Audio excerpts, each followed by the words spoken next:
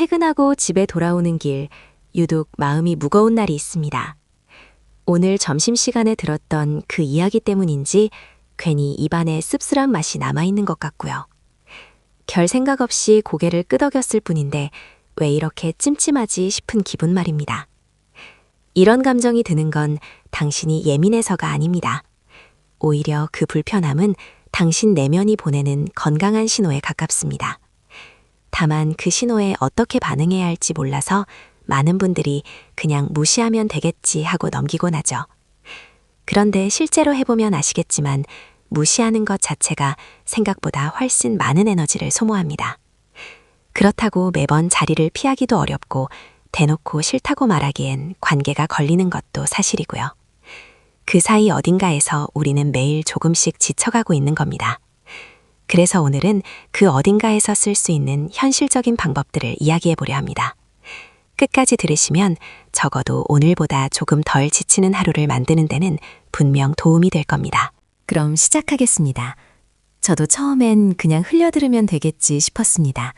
한 귀로 듣고 한 귀로 흘리면 그만이라고 생각했죠. 그런데 퇴근하고 나서도 그 사람의 말이 귓가에 맴돌고 왠지 모르게 기분이 가라앉는 날들이 이어졌습니다. 분명히 신경 쓰지 않으려 했는데 왜 이럴까 싶어서 찾아보게 됐어요. 알고 보니 이유가 있었습니다. 우리 뇌는 부정적인 정보를 들으면 의식적으로 무시하려 해도 이미 그 내용을 처리하기 시작합니다. 즉, 참으려는 노력 자체가 이미 에너지를 쓰고 있는 거죠. 스탠퍼드대 심리학자 제임스 그로스의 연구에 따르면 감정을 억압하는 사람은 그렇지 않은 사람보다 기억력과 집중력이 눈에 띄게 저하된다고 합니다. 무시하려 할수록 오히려 더 소모되는 구조인 셈입니다. 그렇다면 뒷담화를 하는 사람들은 왜 그런 행동을 하는 걸까요? 이걸 이해하면 그 상황에서 훨씬 덜 흔들리게 됩니다. 가장 흔한 이유는 자존감 부족입니다. 타인을 깎아내려야 자신이 상대적으로 올라간다고 느끼는 심리죠. 또한 업무 스트레스를 건강하게 해소할 방법을 찾지 못하고 험담으로 일시적인 해방감을 얻으려는 경우도 많고, 특정 대상을 함께 비난함으로써 나는 당신 편이라는 신호를 보내려는 소속감의 욕구도 작용합니다. 한 가지 더 솔직하게 말씀드리고 싶은 게 있습니다. 사실 우리 자신도 그런 심리에서 완전히 자유롭지만은 않다는 겁니다. 나도 모르게 동조했거나 흥미롭게 들었던 경험이 한 번쯤은 있었을 테니까요. 그 불편한 기억이 있다면 그것이 오히려 이 문제를 제대로 바라보는 출발점이 될 수 있습니다. 결국 상대를 바꾸려는 것보다 내가 어떻게 반응하느냐를 바꾸는 것이 훨씬 현실적이고 또 가능한 일이니까요.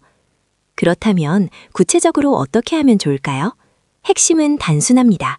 상대를 공격하지 않으면서 나의 경계를 조용히 지키는 것입니다. 아래 4가지 기술은 상황의 심각도에 따라 순서대로 꺼냈으면 좋습니다. 뒷담화가 막 시작되려는 순간 가장 먼저 써볼 수 있는 방법입니다. 동료가 김 대리 말이야. 어제도 보고서 늦게 냈더라. 진짜 답답하지 않아? 라고 말을 꺼냈다고 해봅시다. 이때 굳이 반박하거나 자리를 피하지 않아도 됩니다. 그냥 자연스럽게 업무로 넘어가면 됩니다. 그러게요. 그런데 저 지금 보고서 양식 관련해서 여쭤봐도 될까요? 헷갈리는 부분이 있어서요. 상대의 말을 부정하지 않고 자연스럽게 화제를 옮기는 겁니다. 대부분의 경우 상대방도 크게 어색함을 느끼지 않아요. 만약 상황이 여의치 않다면 더 짧게 그랬군요. 하고 반응한 뒤 바로 화면이나 서류로 시선을 돌리는 것만으로도 충분합니다. 대화는 상대 혼자서 이어나갈 수 없으니까요. 다만 한 가지. 갑자기 너무 밝은 화제로 튀어나오면 어색할 수 있습니다. 업무와 자연스럽게 연결되는 방향이 가장 무난하고 실제로도 잘 통합니다. 그런데 화제 전환을 해도 며칠 뒤에 같은 동료가 또다시 험담을 꺼내는 경우가 있습니다. 이때는 조금 다른 접근이 필요합니다. 험담은 리액션을 먹고 자랍니다. 맞장구는 물론이고 놀라는 표정이나 정말요? 같은 짧은 반응조차 상대방에게는 계속하라는 신호가 됩니다.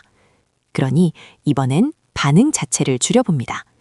동료가 박 과장 진짜 맨날 자기만 바쁜 척 한다니까 너도 그렇게 느끼지 않아? 라고 물어온다면 그냥 하고 짧게 소리를 낸 뒤 자신의 업무로 돌아가는 겁니다. 표정은 무감정하게, 시선은 자연스럽게 다른 곳으로 향합니다. 처음엔 어색하게 느껴질 수 있습니다. 그래도 두세 번 반복하다 보면 상대방은 이 사람은 이런 이야기를 즐기지 않는구나 하고 자연스럽게 인식하게 됩니다. 그리고 조금씩 당신에게 험담을 꺼내는 일이 줄어들기 시작하죠.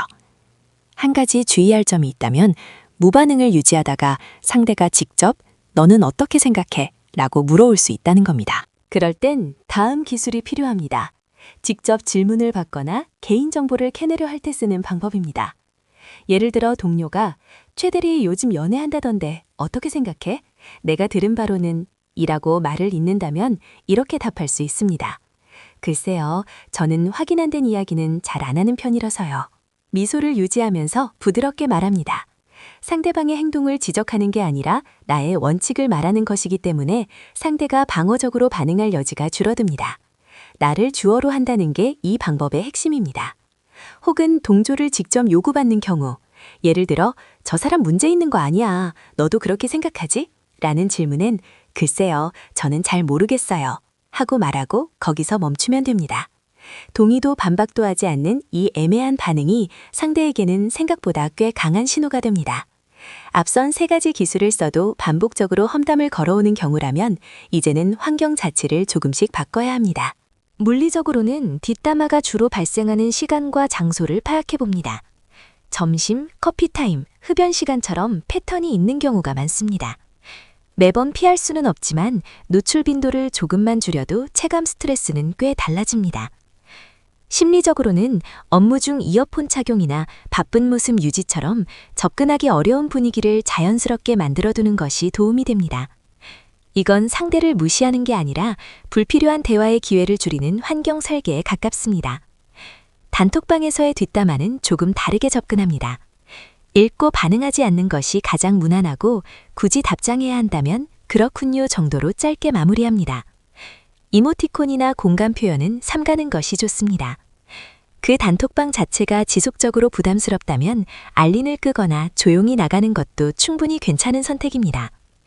그런데 이 글을 읽으면서 이런 생각이 드는 분도 계실 겁니다. 나는 이미 오랫동안 맞장구를 쳐왔는데 지금 와서 갑자기 태도를 바꾸면 어떻게 되지 하고요. 충분히 그럴 수 있습니다. 뒷담화에 한번 동조하면 관계의 성격이 굳어지는 경향이 있어서 갑자기 차단하면 상대방이 당혹감을 느끼거나 오히려 반감을 살 수도 있습니다. 그래서 급격하게 바꾸기보다는 서서히 반응을 줄여나가는 방식이 훨씬 현실적입니다. 구체적으로는 이렇게 해볼 수 있습니다. 이전에는 맞장구를 치던 자리에서 이제는 기술 2의 무반응을 조금씩 적용해 나갑니다. 처음에는 상대방이 더 적극적으로 동조를 요구할 수도 있습니다. 그래도 흔들리지 않고 일관성을 유지하는 것이 관건입니다. 대부분의 경우 2주에서 한 달 정도면 상대방도 당신에게 험담을 걸지 않는 방향으로 자연스럽게 조정됩니다. 동료 간의 문제와 달리 상사가 험담을 주도할 때는 상황이 훨씬 복잡해집니다. 거절하기도 어렵고 동조하지 않으면 관계가 틀어질까봐 불안해지는 마음 충분히 이해합니다. 이런 상황에서 현실적으로 쓸 수 있는 방법은 크게 세 가지입니다. 우선 동조는 하되 정보를 더하지 않는 방식입니다. 상사가 특정 동료에 대해 험담을 꺼낼 때 그런 일이 있었군요 정도로만 반응하고 거기서 멈춥니다. 추가 정보나 자신의 의견을 얹지 않는 거죠. 함께 험담하는 것과 단순히 듣는 것은 분명히 다릅니다. 또한 자연스럽게 업무로 전환하는 것도 효과적입니다. 그런데 그 업무 관련해서 제가 여쭤볼 것이 있었는데요. 처럼 화제를 돌리면 대부분의 상사는 이를 업무적인 자세로 받아들입니다. 그리고 그 자리에서 어쩔 수 없이 들었다 해도 그 내용을 다른 사람에게 전달하지 않는 것만으로도 충분합니다. 뒷담화의 확산에 내가 기여하지 않는 것, 그것만으로도 의미 있는 선택입니다. 상사와의 단계에서 완벽한 차단은 현실적으로 어렵습니다. 그러니 목표를 조금 낮춰서 확산을 막고 내가 정보 제공자가 되지 않는 선에서 관리하는 것만으로도 충분히 잘하고 있는 겁니다. 이 방법들을 꾸준히 실천하면 어떤 변화가 생길까요? 거창한 이야기보다 실제로 달라지는 것들을 말씀드리겠습니다. 가장 먼저 느껴지는 변화는 퇴근 후 찜찜함이 줄어든다는 겁니다.